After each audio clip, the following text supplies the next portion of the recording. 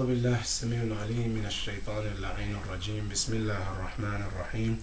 الحمد لله رب العالمين، والصلاة والسلام على أشرف الأنبياء والمرسلين، حبيبي وحبيب إله العالمين أبي القاسم محمد. اللهم صل على محمد وآل محمد وعلى أهل بيته الطيبين الطاهرين المعصومين الذين أذهب الله عنهم الرجس وطهرهم تطهيرا. اللهم صل على محمد وآل محمد وعجل فرجهم. قال الله سبحانه وتعالى في محكم تنزيله: أعوذ بالله من الشيطان الرجيم. بسم الله الرحمن الرحيم. وإذ ابتلى إبراهيم ربه بكلمات فأتمهن قال إني جاعلك للناس إماما قال ومن ذريتي قال لا ينال أهدي الظالمين. صدق الله العلي العظيم. اللهم صل على محمد وآل محمد. My dear brothers and sisters, Assalamu alaikum wa rahmatullahi wa barakatuh. Wa alaikum assalam. Today, inshallah, I want to start with about the Imama in Islam.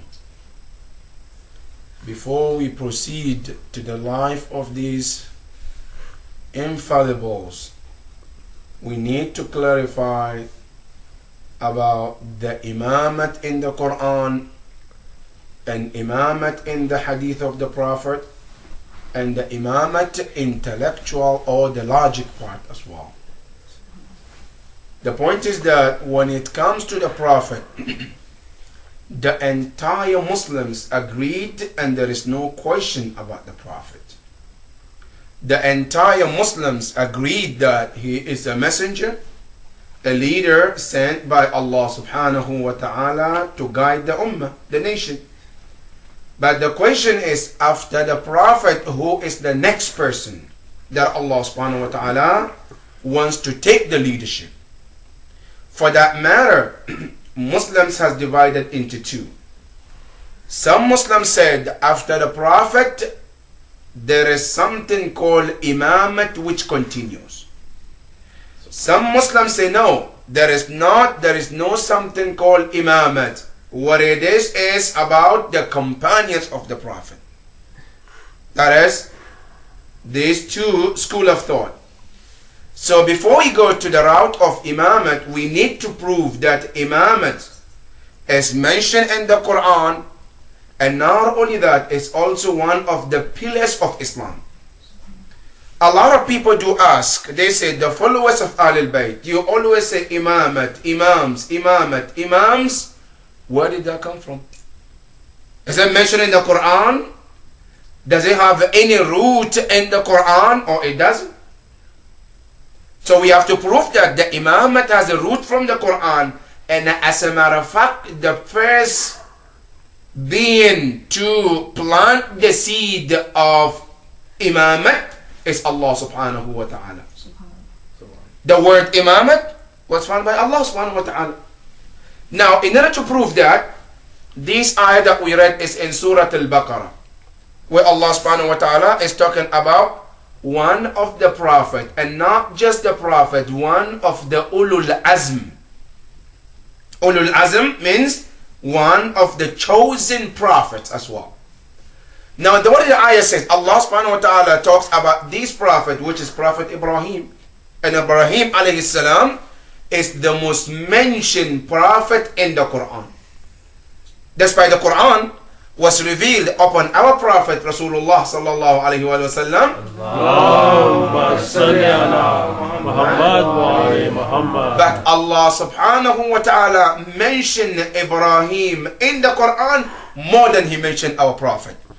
Because Ibrahim is a symbol that all the religions and all the school of thought has embraced, and he is the center of all the religions. Now this Prophet Ibrahim, Allah subhanahu wa ta'ala mentioned in this ayah, say, وَإِذِ ابْتَلَى إِبْرَاهِيمَ رَبُّهُ. that the Lord of Ibrahim tested Ibrahim. And that is the first lesson we learn, that in this world, nobody is above test. As a matter of fact, Allah subhanahu wa ta'ala said, we created life and death to test mankind. In Surah Al-Mulk, Allah subhanahu wa ta'ala said, هُوَ الَّذِي خَلَقَ الْمَوْتِ. Allah subhanahu wa ta'ala said, we created death, wal-hayat, and life, لِيَبْلُوَكُمْ أَيُّكُمْ أَحْسَنُ أَمَلًا. For him to test you and I, to see who will do the best deed. That's the Quran. For that matter, Allah subhanahu wa ta'ala created us to test us, and these tests, everyone is not above these tests. As a matter of fact, those who are most tested are the prophets. And above them also are the Ahlul Bayt alayhim afdalus salatu wassalam. As a matter of fact, the rule is this. In Islam, the more your iman goes higher, the more your test becomes tougher. The more you elevate yourself spiritually, the more your test becomes difficult. And that is why you see the test of our Prophet was the toughest test above everyone. That is why the next people to be tested so difficult are the Ahlul Bayt alayhim salam, because they are the next after the Prophet. So Allah subhanahu wa ta'ala said Ibrahim was tested. And what are the tests that Ibrahim was tested? Our scholars have mentioned that those tests that he went through are many, but the toughest ones are counted as 10 different tests. Of those tests, number one is Allah subhanahu wa ta'ala asked him to migrate from Iraq to where? To Saudi Arabia. Ibrahim was born and raised in Mecca, in Iraq, where he grew up there. His parents, his family, everybody's there. The land where has been developed, houses and everything. Allah subhanahu wa ta'ala told Ibrahim, I want you to move from this place to where? To a land that is dead. And if you want to know how difficult this test might be, you and I will migrate too. But how do we migrate? We always migrate from worse to good. I live in a place which there is no these facilities. There is no job opportunities. There is no good education. There is no good health. So what do? I leave that place to go to a place where there is all these things so I can get a better life. But Ibrahim was told to do opposite. A place well developed, everything is there. Allah subhanahu wa ta'ala say, Ya Ibrahim, leave this developed place to go to a place where it's barren, no houses, no trees, nothing. And you, Ibrahim, alone with your wife and your child have to start the life from scratch. Ibrahim left everything and went to that place, which is Saudi Arabia, and he started life there, in which he mentioned in the Quran to Allah subhanahu wa ta'ala, say, Rabbi inni askantu dhurriyati. Ya Allah, I have settled me and my family in a land ghayra dhi zara. Barren, no houses, no trees, nothing. It's just desert. In the Baytika al-Muharram, next to your house. For what? Just to please you, Ya Rabbal Alameen. That is one of the tests that Ibrahim went through. Test number 2 is that Allah subhanahu wa ta'ala told Ibrahim, Ya Ibrahim, we want you, Ibrahim, to slaughter your own son with your own hand. And Ibrahim, as you know, this test is so difficult that Ibrahim, he was almost 90 years old. He has no child. And he has been asking Allah, every single day to bless him with a son. Now Allah gave him a son, Ismail. Ismail started to help him in the life, going back and forth. Now Allah said, Ya Ibrahim, I want you to slaughter your own son with your own hand. You know how difficult that is? Years after he had been looking for a child, now he got the child. Which child? A prophet, a nice child, which Quran mentions it. فَلَمَّا بَلَغَ مَعَهُ السَّعِي.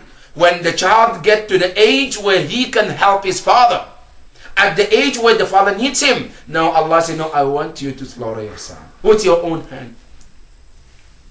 An amazing Prophet Ibrahim. Every test he goes through, he comes out a winner. He passed.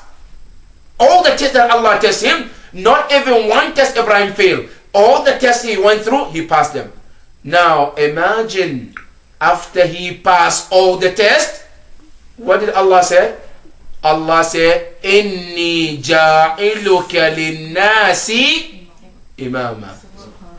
Allah said, Ibrahim, now that you have gone through all these tests and you pass, now you have the title of Imamat. And this is why here we say our Imams, Ahlul Bayt, they are better than the Prophets. Why? Now listen. Ibrahim, Imam Jafar al-Sadiq alayhi abdullah salatu wassalam. He tells you and I the titles that Ibrahim had and how it goes. Number one, he said Ibrahim in the beginning, he was Abdullah. That's the first title that he gained, Abdullah. And all the prophets, they gained that. That you see Prophet Isa alayhi salam in the Quran, in Surah Maryam, when he opened his mouth to speak to the crowd around him, the first word he says, Inni Abdullah. I am a servant of Allah. Number two, our Prophet also, in our Salat, what do we say? Ashhadu anna Muhammadan abduhu. We mentioned abd first, then we said wa rasuluhu, meaning he became a servant of Allah first before he became a prophet. That's the first title. So all the prophet and imams, that's the first title they get. That is one. Number two, after they get the first title, which is Abdullah, then they go and they serve Allah and they get a promotion. When they get promotion, they get to higher level. Which level is that? Then they get another title called An-Nubuwwah, where they become prophet. That's the second title. Good. Now some people, that's the old title they get and they don't go any further. Some of them, after they become prophet, they also gain another title which is higher than the prophet, which is to become a Rasul, a messenger. That's the third title. Now, after they get the title, which is the third one, which is a Risala, there is another title which is higher than all these titles, and that is called the title of Imamat in Islam. And that is the highest title one can get in Islam. Allah subhanahu wa ta'ala, when he was talking to Ibrahim, Ibrahim was Abdullah first, and then he became a Nabi, and then he became a Rasul. Now after he gained the third one, which is the Risala, and he went through the test, Allah subhanahu wa ta'ala say, Inni ja'iluka linnasi imama. Allah say, Ibrahim, after all these tests, now you deserve to become Imam. And that is the highest title. Now he became Imam. And number two, another point before we move forward, in our Aqidah as the Shia of Ahlul Bayt, we always say that the Imam have to be selected by Allah, and the Imam that is before the next Imam. That is the custom of Allah subhanahu wa ta'ala. Now what is the proof? In the Quran, Allah said to Ibrahim, Inni ja'iluka linnasi imama. I am the one selecting you, Ibrahim, to take the title of Imam. And nobody can do that except Allah or the Prophet or the Imam that come before the next Imam. That is how the routine is.